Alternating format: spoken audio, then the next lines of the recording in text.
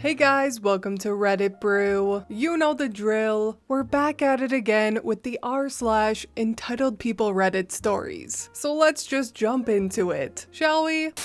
My sister-in-law believes that I should pay for her honeymoon. My husband's youngest brother / my brother-in-law, Jim, recently got married in June to his girlfriend of 6 years, Kathy. They had a fairly long engagement of 2 years, as there's a 6-year age gap between them, and my in-laws were worried about Kathy's lack of maturity. I have been with my husband, Tim, for 14 years. We have 2 kids, a 13-year-old boy, and a 9-year-old girl. Both of our kids love Kathy and Jim. When they became engaged, the kids and I offered to help with whatever they may need for the wedding. I was thinking more of a formality with helping with DIY projects or mundane tasks, etc., as Kathy and Jim had a low budget for their wedding. So I figured we could help with tasks with the wedding and spend money on their wedding gift, i.e., my husband and I could get them something really nice for their house. She and my mill called me in May and asked for my son, daughter, and husband to be in the wedding party. No big deal, we were expecting this, except they had to wear a very specific color. I knew getting this color from David's Bridal was going to be expensive, so thankfully I found a flower girl dress from Amazon that was almost the same color. The ties were exclusive to David's Bridal, so we paid $30 extra to get them in 5 weeks. On the call, she also mentioned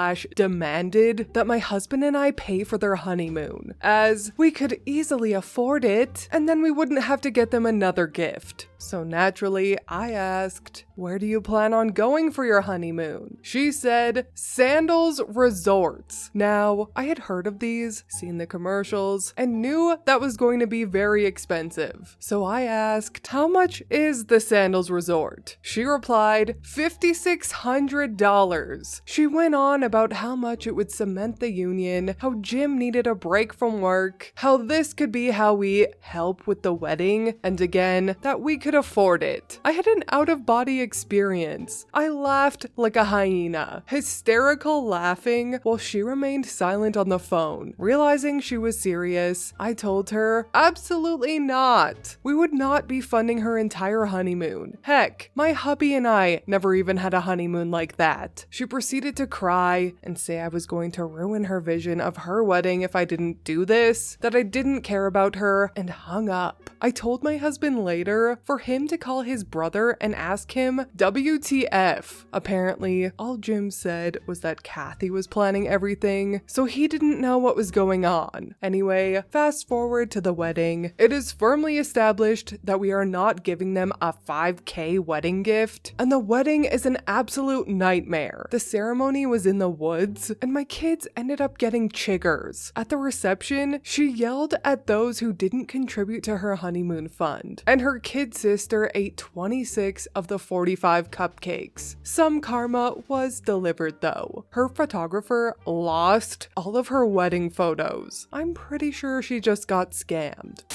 Sister-in-law and the honeymoon. I was asked to create a post about the aftermath of the wedding. Recap: my in-laws, Jim and Kathy, got married in June. Kathy and my mother-in-law called me to ask for my husband and I to pay for their honeymoon, which was $5,600. Why? Because we could afford it. I said no and was told I was ruining her day. The wedding came with some very bumpy parts, but they did get married. Kathy berated everyone who did not give her money or buy from her registry. We left shortly after her crying / berating of everyone. I was so pissed, I couldn't even think straight. We traveled via plane for this wedding, and not once did she say, "Thank you for traveling for us," or "Thank you for being so accommodating to my crazy behavior." My husband mentioned in the car on the way to the airport that Mill pulled him aside and once again asked him if he could help with their honeymoon situation. situation, that she wanted him to fix it. Since Kathy and Jim had no backup plan, they were going to just go home and pout with no honeymoon. My husband said that the Sandals resort trip is a dead no, but maybe we could have them come down to our state for a visit. We live near the beach, have nice weather, and plenty to do. Mil then proceeded to pull Kathy aside and said, "Tim and OP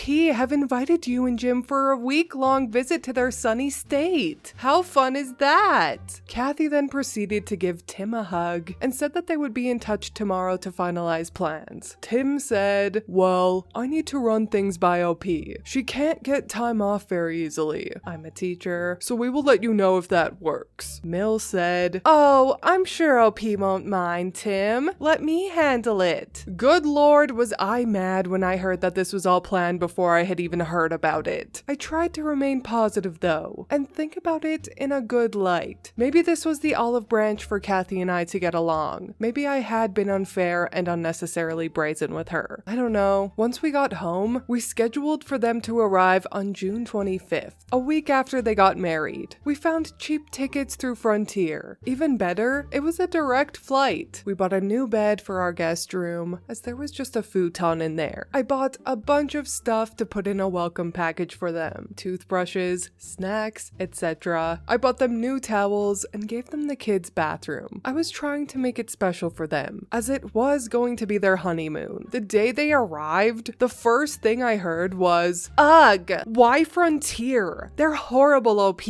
I will never fly with them again. Try to go with American Airlines next time." I let that go, but I could see this trip was likely not going to change my opinion of her. She then asked, "What's for dinner? I want to go out to eat." Now, my daughter has celiac disease, meaning she cannot have gluten, so it makes it a bit more difficult to go out. I have to make sure said restaurant has gluten-free options, which many do not. Kathy stated, "Then cook her food and bring it." Duh! After discussing with everyone, no one cared whether we went out or not, so we chose to stay home and I cooked a barbecue bowl instead. Everyone loved it, aside from Kathy, of course. She didn't eat, only opened my expensive wine and poured a glass. When Tim mentioned, "That's OP's really nice wine, could you get a glass from another one?" she proceeded to pour the wine back in the bottle that she drank from. I also found her rummaging through our pantry eating snacks since she didn't have dinner. She ate 5 protein bars that my hubby uses for weightlifting. I was told by my kids that she spilt Coca-Cola down our couch by accident and wiped it up with our blanket. We have hardwood floors, so the entire living room was sticky. She drinks 2 liters of cola a day, and there were empty bottles littered throughout the house. We went to the beach. We live near the Carolina coast, and we traveled in my hubby's truck. The hour drive was too much on her back. She's a bigger girl, probably around 260, so about half hour in, she asked for my son to switch with her. Which seat was it? The middle seat up front between my husband and I. You know, the tiny makeshift seat that folds down? I said, "No offense, but how is she going to fit?" She replied, "By having both of us in the back seat with him on my lap, and she could have the front seat." Ha! No! She pouted the entire time and ate candy/snacks while smacking her mouth noisily just to get on my nerves. She then proceeded once we got to the beach to whine about no one applying sunscreen to her. I said I was putting it on my kids first, as their skin is more important, and that she could ask her husband? Well, she apparently never did, because she developed a horrible sunburn. All of us got a little sun. We were there for hours, but Kathy was very obviously in pain. Once we got home, she took a shower, grabbed some Gatorade, and went upstairs. It was nice to have the night off from her, to be honest. They were leaving the next day, so I mentioned to Bill, "Wash anything you want. Just please be sure to shake out the sand before putting it in the washer." Well, a while later, I realized Kathy was doing laundry. I didn't think twice about it, because I figured maybe she's just one of those people who's particular about doing their own laundry. I know I am. The next day arrives, the day they were leaving, and Bill comes to me and says, "There was a little accident in the bed. I'm so sorry." I said, "No problem.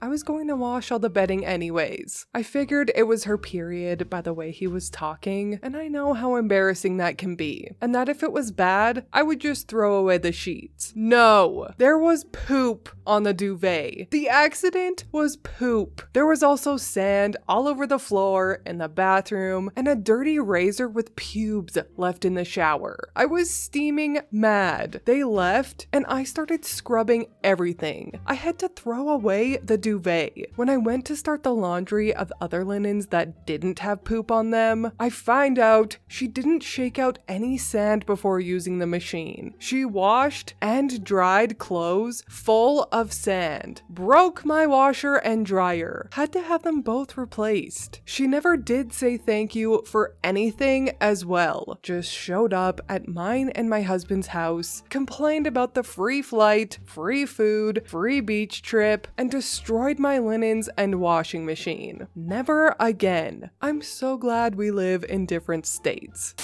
Oh my word, Kathy sounds gross. I would love to know what the inside of Kathy and Jim's house looks like. I just imagine a war zone filled with garbage, empty cola bottles, and poop. Kathy truly is the definition of an entitled person. If I were OP, I would absolutely be sending them the bill for the new laundry machines. And if they refuse to pay, small claims court it is. I'm so glad for OP that she does not live in the same state as her in-laws, but I still think she needs to have a chat with her husband though. Whilst going through the list of everything that happened and everything that Kathy did and making a firm boundary that they will never be catering to Kathy and Jim again. I will never understand how people can be so ungrateful and rude. Even when I stay at an Airbnb or hotel, I will literally clean before I leave. Like, damn, it is not hard to show some decency and respect, Kathy. But anyway,